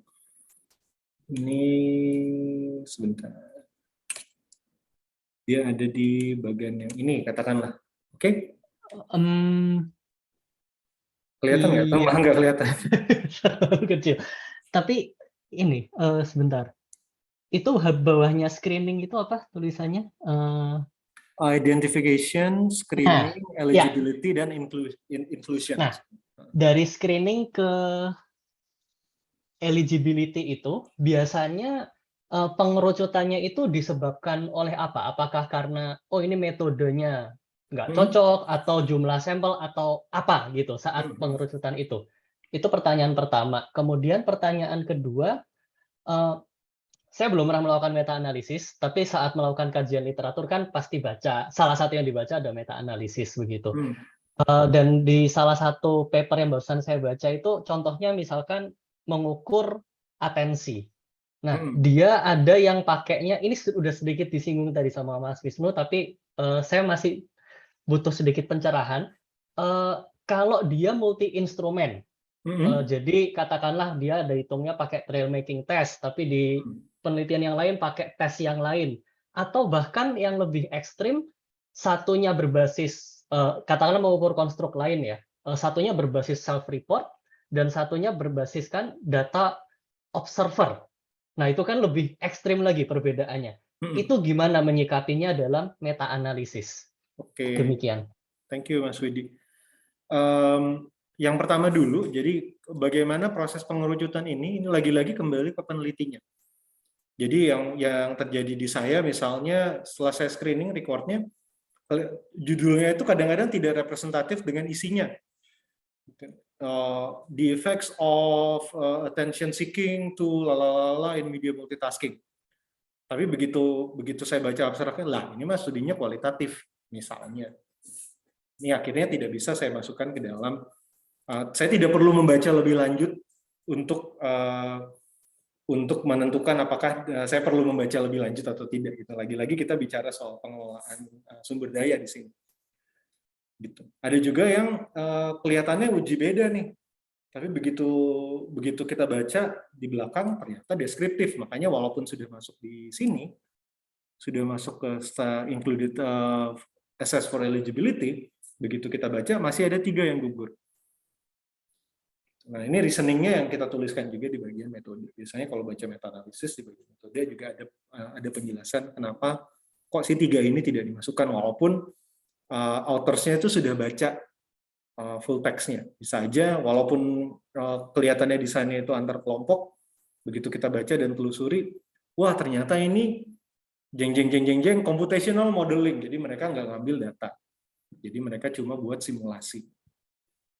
Nah, ini seringkali terjadi.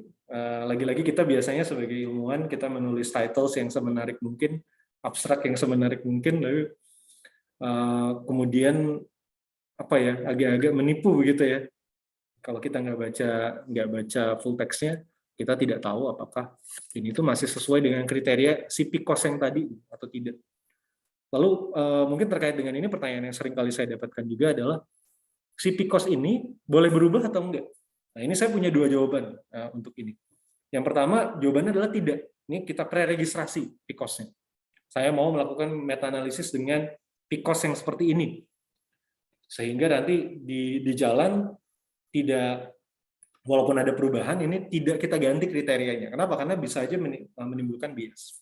Jawaban yang kedua adalah PICOS ini sebagai peneliti kita yang tentukan, artinya ketika dalam perjalanan, untuk kasus-kasus yang sangat eksploratif, ketika dalam perjalanan kemudian kita menemukan bahwa, waduh, kalau misalnya saya buat terlalu spesifik seperti ini, jadinya cuma ada 4 studi, padahal ada studi-studi lain yang cukup menarik untuk dimasukkan. Ya sudah, berarti ada kriteria PICOS-nya yang kita ubah. Untuk pertanyaan yang kedua, tadi, saya udah lupa. Pertanyaan yang kedua itu lebih ke arah... Jadi misalkan antar penelitian itu ada yang oh ya, ekstrim perbedaannya gitu ya. Ekstrim perbedaannya, baik dari segi lagi-lagi alat ukur atau kita cara tentukan mengukurnya. Di PICOS yang di awal itu. Outcome measures-nya apakah saya mau satu jenis aja atau saya membuat, karena saya tahu di bidang ini, misalnya attention lapses itu bisa diukur menggunakan self-reports ataupun menggunakan eksperimen, standar deviasi dari waktu reaksi, who knows, whatever. Saya tahu 2 matriks yang paling digunakan adalah ini, ya sudah, berarti outcome measures-nya A atau B. Itu kita yang tentukan. Tapi kalau kita tidak tahu sama sekali, ya sudah di awal kita bilang outcome measures-nya bisa apa saja, yang kemudian kita akan kerucutkan belakangan. Contoh lain yang terjadi adalah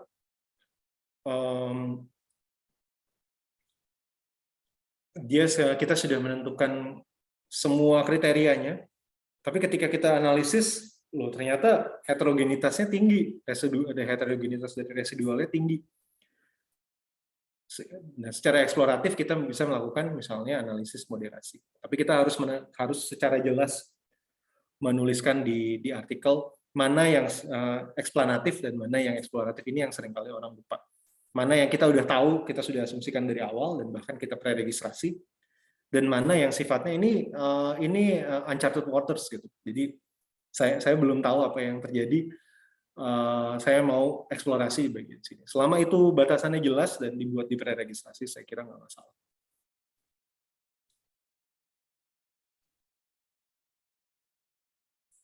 Gitu, Mas Widi. Terima kasih, Mas.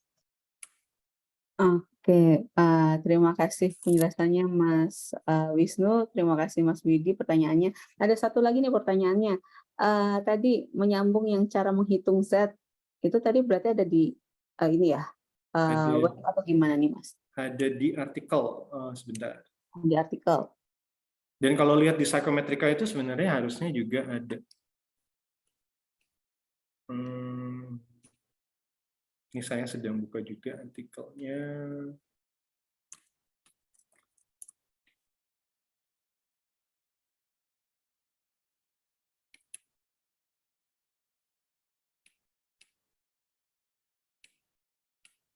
Karena sejujurnya saya itu ya tidak hafal formula-formula ini. Oke. Nah ini. Dia setengah kali ini log kalau nggak salah ya, 1 plus korelasi dibagi 1 minus korelasi.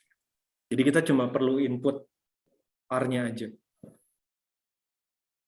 Ini seingat saya si si log ini tuh dibuat sehingga kalau lebih besar dari angkanya itu jadi kisarannya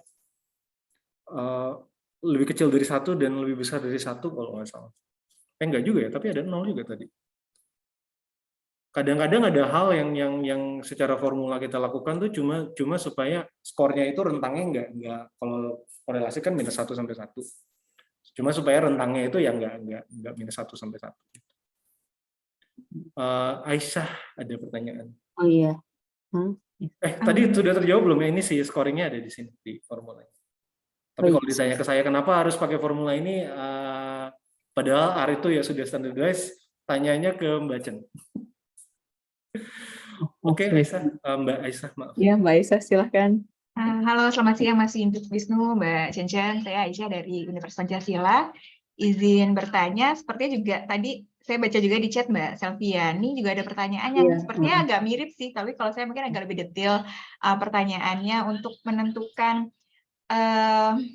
artikel-artikel atau yang ingin kita uji secara meta-analisis ini, apakah ada persyaratan misalnya dari rentang tahun tertentu, misalkan hanya boleh 10 tahun belakang gitu ya, atau karena kan tadi kalau lihat dari itu awalnya mungkin ada 100 sekian artikel gitu, awalnya kita dapat dengan judul yang kita ingin meta-analisiskan, tapi akhirnya kan turun sampai 16 gitu ya. Apakah juga ada jumlah minimal artikel yang diperbolehkan untuk dilakukan meta-analisis gitu. Misalnya minimal 10 seperti itu. Dan ini juga mungkin pertanyaan mendasar ya. Sebetulnya alasan atau tujuan kita melakukan meta-analisis ini kan kelihatannya mungkin bagi para peneliti yang mungkin belum memahami secara konsep dasarnya nih terlihat mudah mungkin diremehkan karena kan nggak perlu ngambil data secara langsung gitu ya Mas Wisnu ya gitu kan. Tapi kan sebetulnya bukan seperti itu, bahkan ini karena secara konseptual bisa jadi lebih kompleks gitu. Kenapa kita mau, apakah misalkan kita sudah ada di ruang lingkup penelitian kata Mas Wisnu kognitif di bidang atensi sekian lama gitu, kita ingin melakukan spesialisasi di bidang itu, maka atau mungkin untuk proses doktoral kan harus meneliti, harus mencari artikel yang variabelnya sama gitu kan, kita menulis literatur gitu, maka akhirnya kita melakukan analisis ini terlebih dahulu untuk melihat konsistensi hasil penelitian seperti itu. Seperti itu sih Mas Wisnu. Terima kasih. Terima kasih Mbak Aisyah. Ini sekalian menjawab Mbak Selvi ya pertanyaan. Untuk kualitas artikel lagi-lagi tadi PICOS kita yang menentukan. Nah kalau kualitas artikelnya gimana? Biasanya ditentukan berdasarkan database-nya. Kita pilih misalnya database-nya ya sudah saya maunya Web of Science saja atau PsycInfo aja. Di sisi lain saya sebenarnya cukup menyarankan juga untuk cari database seluas-luasnya karena kadang-kadang ada hasil penelitian yang cuma dilaporkan di conference papers yang akhirnya kita tidak tercakup di database yang populer. Nah ini padahal cukup penting juga karena misalnya ternyata temuannya nggak signifikan tadi untuk menghindari bias-bias yang terjadi. Siapa yang menentukan kualitas dari artikelnya ya penelitinya juga. Bisa saja penelitinya membuat kriteria saya mau kalau artikelnya minimal itu ada peer review-nya. Dan nggak harus dalam bahasa Inggris, boleh saja karena saya bahasa ibunya bahasa Indonesia ya boleh bahasa Inggris atau bahasa Indonesia. Dan minimal ada peer review-nya. Selama kita tahu bahwa ini jurnal yang di peer review atau conference proceedings yang di peer review ya sudah kita masukkan ke dalam meta analisis. Apakah ada batasan untuk jumlah harus berapa gitu boleh di meta analisis? Ya enggak juga sih sebenarnya. Seperti tadi, tergantung PICOS yang tadi ditentukan oleh si penelitinya. Kalau di akhirnya setelah turun ternyata cuma 2, ya sudah 2 itu hasilnya. Tapi jawaban yang lebih diplomatis adalah tadi, si PICOS ini walaupun kita sudah preregistrasikan, kita bilang bahwa tergantung nanti temuannya, bisa aja ada satu kriteria yang karena penelitinya kurang yakin, ini measure-nya sebenarnya harusnya apa sih? Atau intervensinya tuh harusnya batasannya apa sih? Ya sudah, ya untuk si I dan O-nya ini kita buat fleksibel, tergantung dengan hasil kriteria elegibilitas. Dan si bagan tadi kan kelihatannya linear ya. bisa saja ini rekursif. Jadi udah ketemu artikelnya, tapi dari artikel yang saya screening lagi ini nambah lagi nih jumlahnya. Nggak apa-apa, kita balik lagi ke proses awal. Lalu turun lagi gitu. Di ronde kedua, oh ternyata jurnalnya nambah nih, bukan berkurang. Seperti itu. Jadi di proses salah satu tahapannya adalah misalnya kriteria outcome measures-nya yang tadinya cukup sempit diperluas sehingga bertambah beberapa jurnal. Begitu. Jadi tidak ada batasan-batasan spesifik harus minimal 10 gitu enggak. Tadi karena kita butuh setidaknya 2 untuk meta analisis ya, setidaknya yang paling minimal ya 2 artikel untuk penghitungan meta analisis seperti itu. Itu Mbak Aisyah dan Mbak Selvi. Oke. Terima kasih. Ada pertanyaan tentang penghitungan standar effect size, standard error. Nah, ini sebenarnya sama dengan perhitungan variance dan standar deviasi dari raw data. Jadi kita pertama hitung rata-rata dari effect size-nya, lalu kita hitung SS sum of square dari tiap data points dengan perbedaan antara tiap data points dengan min-nya, lalu kita sum, lalu kita kuadratkan. Itu variance-nya. Standard error-nya dari mana ya? Variance dibagi dengan jumlah sample size. Akar dari variance dibagi dengan jumlah sample size. Sama dengan formula statistik yang standar. Oke, terima kasih Mas Wisnu. Terima kasih Mbak Lucy atas pertanyaannya. Ada lagi yang mau bertanya?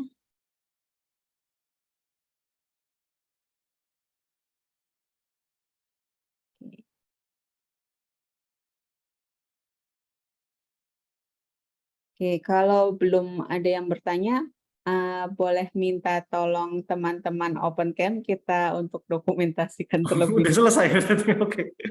Belum selesai. Oh, tapi dokumentasi nanti dulu kita, sebelum pada pulang. udah Oke. ada yang pergi gitu ya, daripada kita sedikit. Ya, minta tolong untuk Mbak Rena untuk Ini Mas Bagas baru selesai menguji juga. Ya, selamat datang Mas Bagas. Terima kasih.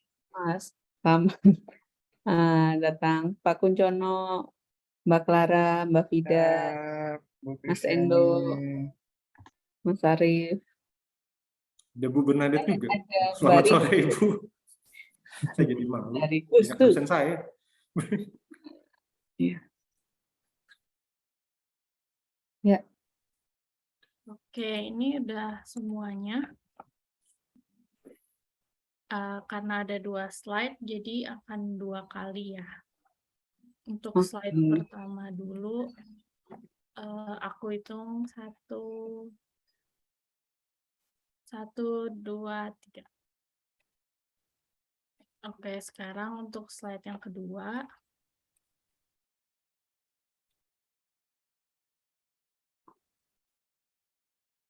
Satu, 2, 3. Sudah membaca. Terima kasih. Oke, terima kasih Rena. Ya, Bapak Ibu kembali ke pertanyaan. Kalau ada pertanyaan lagi silahkan.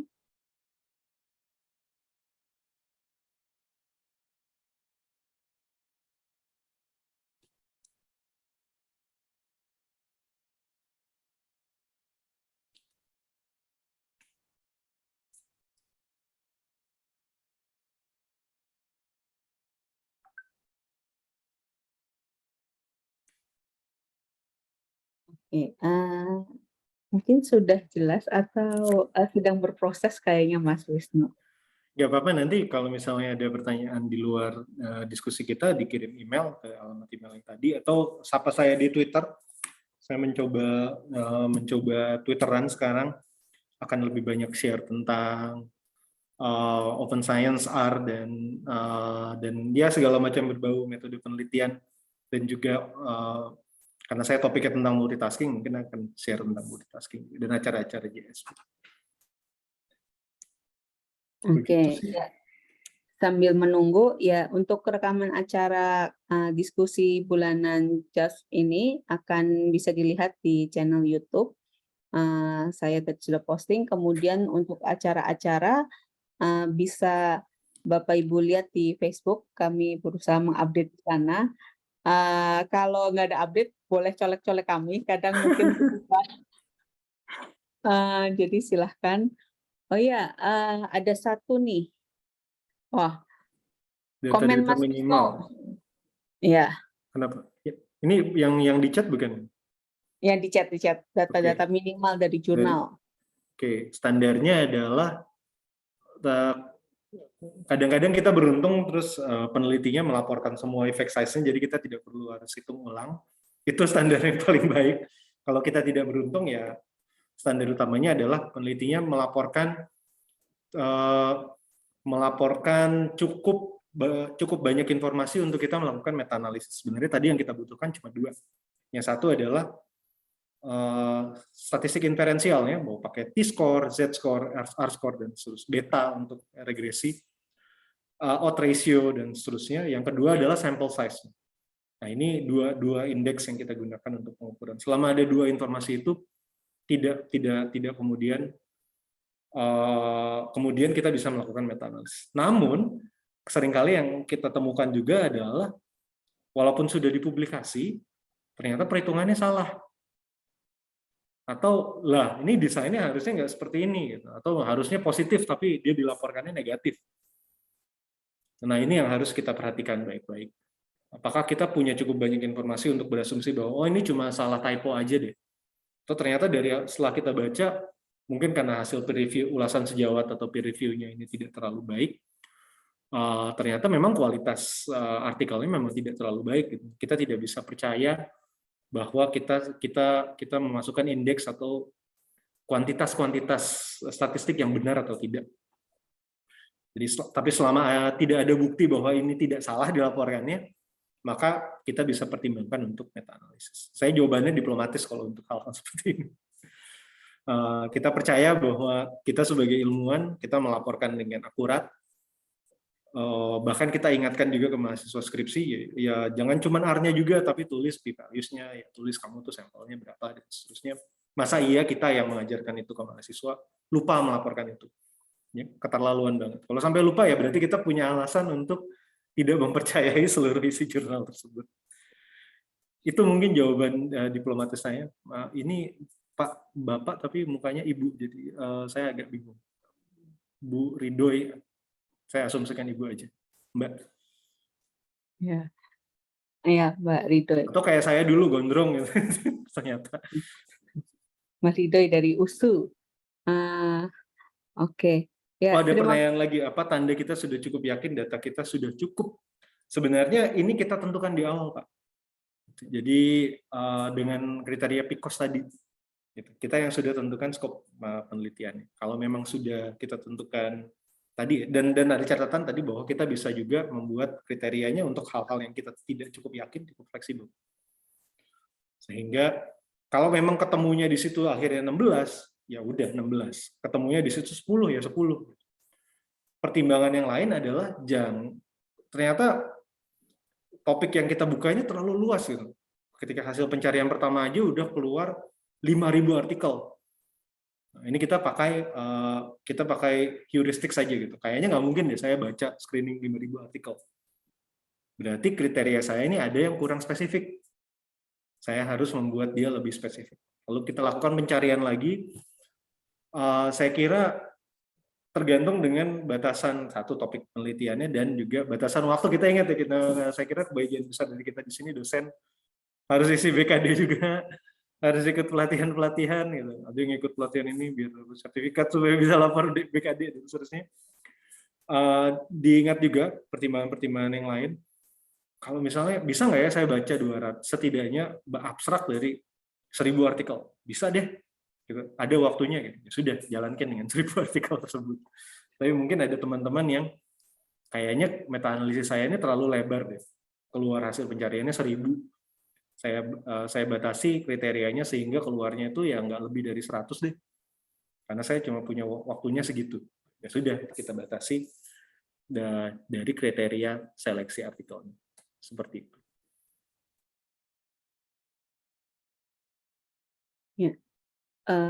Mungkin kalau teman-teman tadi kan Mas Wisnu selalu bilang soal tergantung nih di awalnya penentuannya seperti apa. mungkin pernah dengar soal research registry.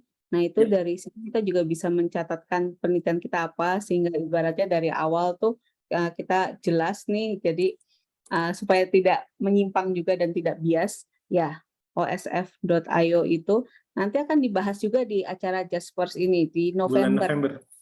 Ya, jadi lebih detail dan lengkapnya nanti teman-teman bisa ikut, Bapak Ibu bisa ikut di 11 November 2022. Ya. Wah, tampaknya acara kita cukup lengkap juga ya, Mas ya. Sampai akhir tahun. Kita mempersiapkan dengan cukup baik tahun ini. Iya. Iya. Oke. Oh ya, ada yang tanya lagi. Izin bertanya dari PIKOS, yang kita tetapkan dan kita menemukan jurnal yang menurut kita relevan tapi tidak melaporkan data yang kita butuhkan, apakah kita harus menghubungi korespondennya atau kita exclude dari analisis? Kalau saya sih jawabannya untuk pertanyaan ini adalah hubungi corresponding autorsnya. Sayang. Karena kita tahu studinya relevan, cuman dia misalnya lupa melaporkan sampel size-nya. Dan biasanya lagi-lagi ya, kalau pengalaman saya sih kita sebagai ilmuwan tuh senang kalau kita dikontak untuk sesuatu karya kita sendiri gitu. Kalau saya sih kalau dapat email, saya baca artikelmu dan saya butuh informasi ini. Satu, waduh senang banget ada yang baca artikel saya. Yang kedua ya saya dengan senang hati kalau informasi yang memang ada saya akan bagikan juga. Dan ini seringkali jadi awal dari setidaknya pertemanan atau bahkan kolaborasi ilmiah. Salah satu kolaborasi saya yang paling panjang dengan salah satu researcher di University of Amsterdam ya. Awalnya begitu, saya butuh data dia, saya kontak. Kami ya sampai sekarang masih punya proyek bareng-bareng. Gitu.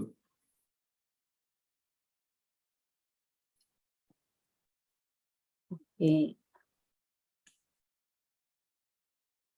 Ya, dari terima kasih Pak Abu Bakar Fahmi atas pertanyaannya. Dari teman yang lain, apakah ada pertanyaan, Bapak Ibu, atau sudah selesai? Oh, sudah, nggak apa-apa, kita weekend lebih awal. Mungkin jam 4 sore. Ya, Akhir pekan ini. jika sudah tidak ada, saya kembalikan ke Rena untuk menutup acara. Oke, baik. Saya sekali lagi ingin mengingatkan juga bahwa di kolom chat Zoom sudah tertera link evaluasi, jadi memohon untuk para hadirin mengisi setiap pertanyaan dengan teliti karena itu juga untuk keperluan sertifikat. Dan kini karena kita sudah di akhir acara, kami ingin mengucapkan terima kasih kepada narasumber kita pada hari ini, yaitu Bapak Wisnu yang sudah berbagi ilmunya kepada kita semua, dan juga terima kasih kepada Mbak Chen yang sudah menjadi moderator pada hari ini. Terima kasih juga kepada para hadirin, Bapak Ibu, yang sudah mengikuti acara ini dari awal hingga akhir. Walaupun tadi mungkin ada yang udah keluar duluan, tapi sangat terima kasih sudah antusias mengikuti acara pada hari ini.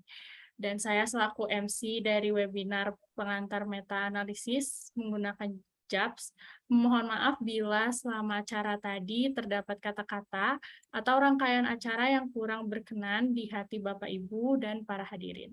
Demikian acara ini saya tutup. Terima kasih dan selamat melanjutkan aktivitas Anda. Terima kasih, Rena. Terima kasih semua. Selamat sore, selamat berakhir sore pekan, dan sampai ketemu di acara-acara Jasper Sex selanjutnya. Terima kasih. Terima kasih teman-teman Izin lift ya. Luar biasa sekali. Ya. Terima kasih semuanya.